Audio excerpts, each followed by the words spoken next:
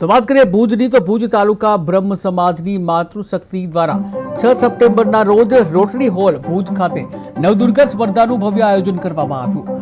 આશરે 108 કુમારિકાઓ માતાજીના વિવિધ સ્વરૂપે સજ્જ થઈ ભાગ લઈ ભારતીય સંસ્કૃતિ અને માતૃશક્તિનો મહિમા જીવંત રાખ્યો હતો। ત્યારે સમગ્ર કાર્યક્રમ ભક્તિમય વાતાવરણમાં યોજાયો હતો અને ભાગ લેનાર દીકરીઓને ઉત્સાહવર્ધક ભેટો આપવામાં આવી હતી। કાર્યક્રમની સફળતા માટે પ્રમુખ રવિભાઈ ત્રવાડી, વડીલ એચએલ અજાણી તેમજ સમસ્ત ટીમની પ્રશંસા કરવામાં આવી।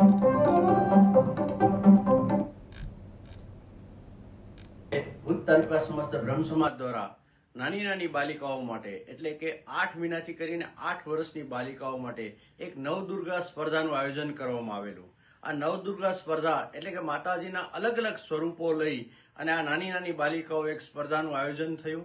એ સ્પર્ધાની અંદર અલગ અલગ વિભાગની અંદર દાખલા તરીકે 1 થી 2 વર્ષની બાલિકાઓ, 2 થી 4 વર્ષની બાલિકાઓ અને 4 થી 8 વર્ષની બાલિકાઓ એમ 3 કેટેગરીમાં એમને આપણે પ્રોત્સાહક ઇનામો પણ આપ્યા।